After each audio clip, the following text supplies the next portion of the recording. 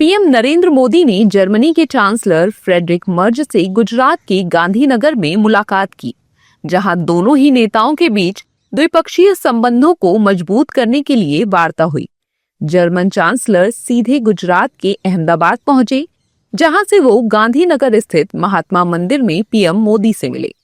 दोनों नेताओं की द्विपक्षीय वार्ता के बाद ज्वाइंट प्रेस कॉन्फ्रेंस में पीएम मोदी ने जर्मनी के साथ भारत के संबंधों को और बेहतर बनाने पर जोर दिया।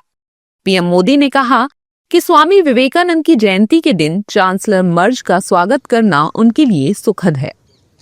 आज स्वामी विवेकानंद जयंती के दिन चांसलर मर्ज का भारत में स्वागत करना मेरे लिए विशेष प्रसन्नता का विषय है। एक सुखद संयोग है कि स्वामी विवेकानंद जी ने ही भारत और जर्मनी के बीच दर्शन, ज्ञान और आत्मा का सेतु बनाया था। आज चांसलर मर्ज की यह यात्रा उसी सेतु को नई ऊर्जा, नया विश्वास और नया विस्तार प्रदान कर रही है। पीएम ने कहा, जर्मनी के साथ भारत के संबंध रोज बेहतर हो रहे हैं। उन्होंने कहा कि भारत और जर्मनी के बीच कई एमओयू साइन हो रहे हैं और दोनों देश रक्षा के क्षेत्र में सहयोग बढ़ाने के लिए काम करेंगे। भारत और जर्मनी सिक्योर, ट्रस्टेड और रेजिलिएंट सप्लाई चेन के निर्माण के लिए मिलकर के काम कर रहे हैं। इन सभी विषयों पर आज किए जा रहे एमओयू से हमारे सहयोग को नई गति और मजबूती मिलेगी। फ्रेंड्स, रक्षा और सुरक्षा में बढ़ता सहयोग हमारे आपसी भरोसे और साझी सोच का प्रतीक है।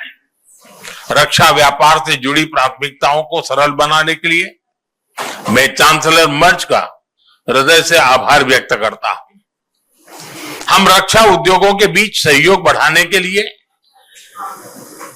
एक रोडमैप उस पर भी काम करेंगे, जिससे को डेवलपमेंट और को प्रोडक्शन के नए अवसर खुलेंगे। पीएम मोदी ने भारत और जर्मनी के संबंधों को ऐतिहासिक बताया। पीएम ने रविंद्रनाथ टैगोर, स्वामी विवेकानंद और मैडम भीकाजी कामा को याद किया। भारत और जर्मनी के बीच ऐतिहासिक और गहरे पीपल टू पीपल टाइज हैं।